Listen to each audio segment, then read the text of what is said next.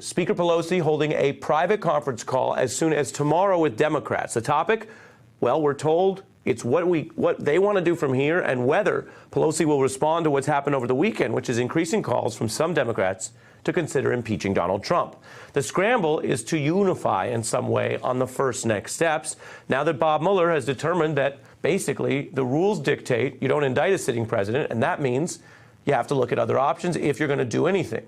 There was a care here in Mueller's report that Bill Barr exploited because he then misled the public and tried to make it sound like Bob Mueller said he couldn't make up his mind. As we've reported, that's not true. Now, that confusion's over now. But what is the point of a meticulous, detailed, evidence-laden roadmap of what Mueller calls substantial evidence of obstruction if you don't indict the president? I'm not asking you a rhetorical question tonight. I'm leading off our second hour by explaining what the answers could be. I'm not saying what they will be, but what they could be, because Mueller lists two specific ways in the report that a president can be held accountable. Reading from Mueller now, Congress may apply the obstruction laws to the president's corrupt exercise of the powers of office. Rejecting the Trumpian claim that presidents can't possibly theoretically obstruct, Mueller also alludes to the fact that in American history, this is no secret, Congresses have pursued impeachment of presidents based on obstruction. And then there is the second option.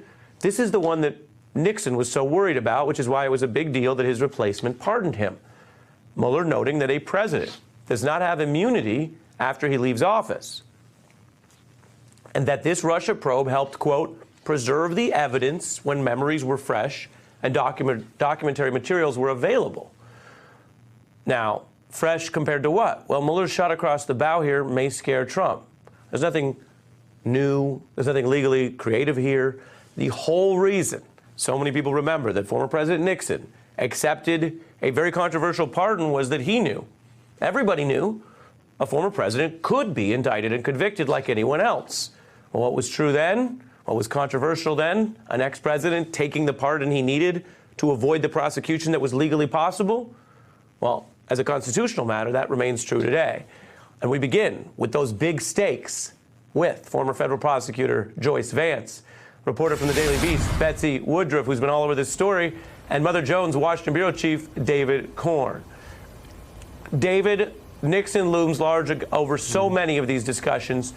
Your view of this reference to potential later prosecution? You know, it's something that, should scare Donald Trump. I don't know if it does, but I think the idea of later prosecution is really something that we should talk about later. Right now, there is a crisis facing the country. Anyone who reads this report, and I've been actually, encouraged to see some Republicans out there, not elected Republicans, but people on Twitter who's saying that they've been shocked by, what they read in the report. Anyone who reads this report realizes there's a real question about whether Donald Trump should remain in office or not. And I think, the next step is really how the Democrats on the House side figure out what to do. I know I've heard you and others talk about moving straight to impeachment. I actually think that, the best thing first, and this has happened kind of a little bit in Watergate too, is you got to get the story really in front of the American public. And that's what congressional hearings are for. Let me be clear, and I'll let you continue. Yeah. I'm not talking about moving straight to impeachment, but I am reporting on the legal fact that the evidence of obstruction is something that traditionally goes to an impeachment analysis or not, which is such an important distinction given Barr muddying the waters, David. Yeah, point taken. But I think, this report is 448 pages.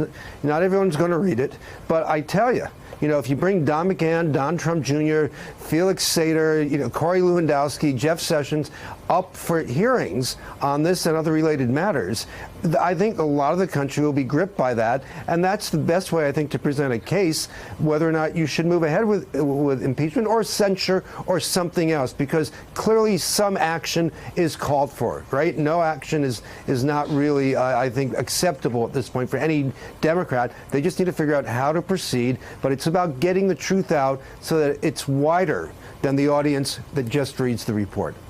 Well, and I think you make a vital and insightful observation there, David, which is the whole thing depends on whether there is a government process to educate the public and then do we have a functional, substantive way to deal with it? Now, Joyce, I don't want to go too meta, but I am going to read you the cable news chyron on the screen.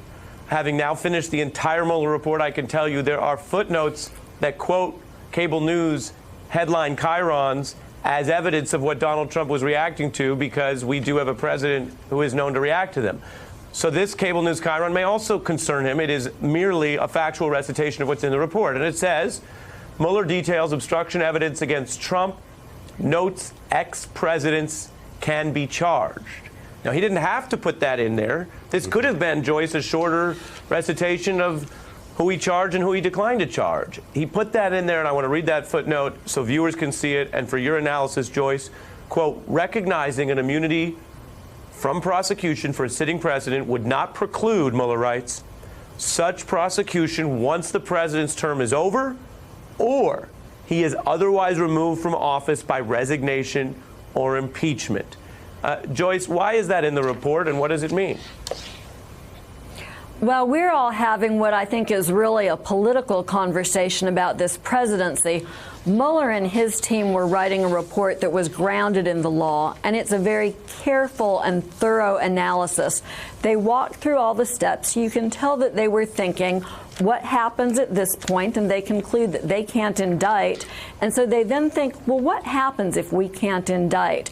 And as they walk through the steps, they see two options. One is impeachment. There could be impeachment. Or the other process is that some prosecutor down the road could indict, because that sitting presidential immunity does not follow you into private citizenship. Once you're out of the White House, just like any other American, a former president could be indicted. And interestingly, Mueller also notes that those are not mutually exclusive options.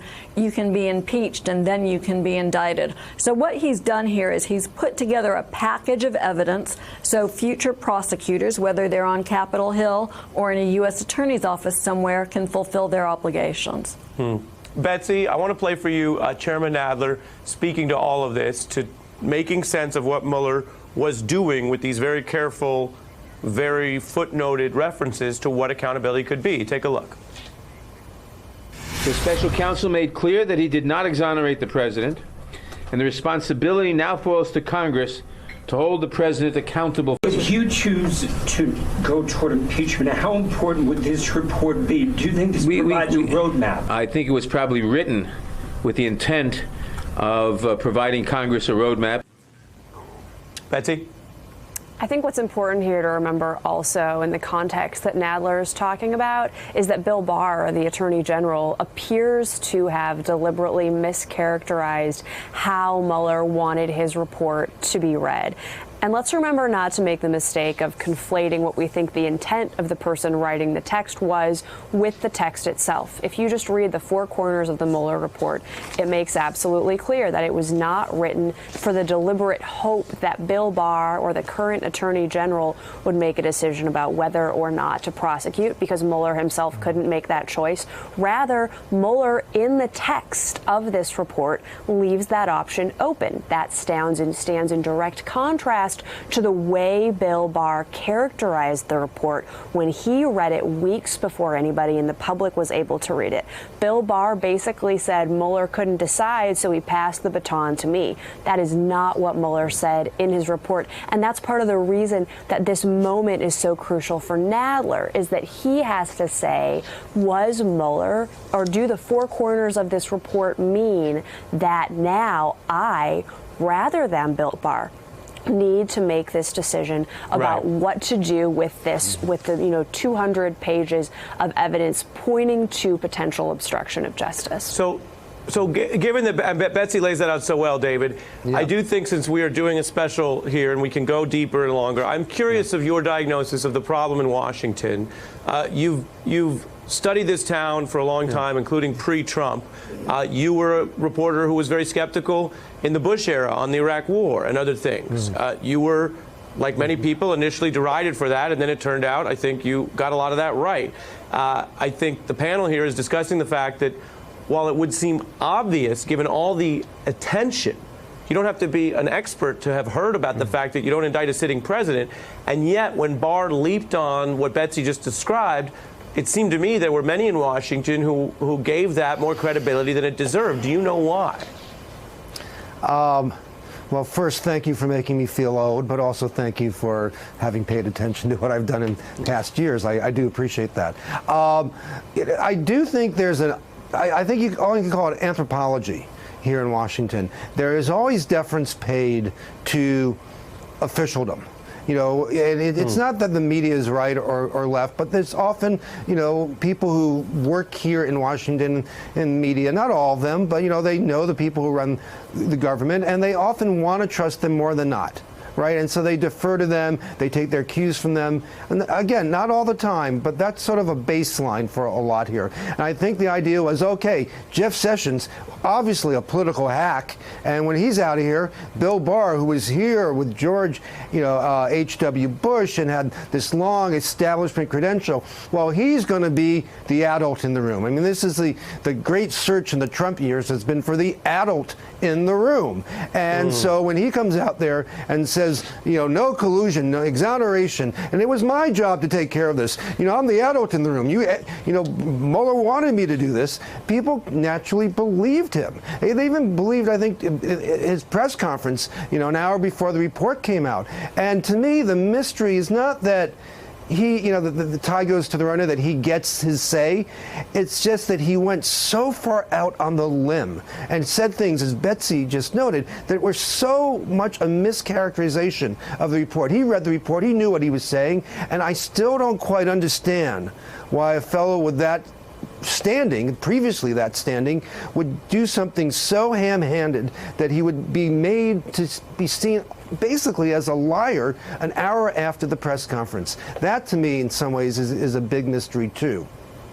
I think that it's clear that he wanted to prove to his boss not only a type of loyalty, but a willingness to do it in public that yokes himself to Donald Trump's false narrative, why? Which is because in Donald Trump's view, that's the ultimate. It's not enough to split the difference. I get that. I get that. But why does Bill Barr want to be Roy Cohn?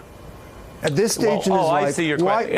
Why does Bill Barr want to do that? I know why you have to do that if you're working for Trump, but what's in it for him?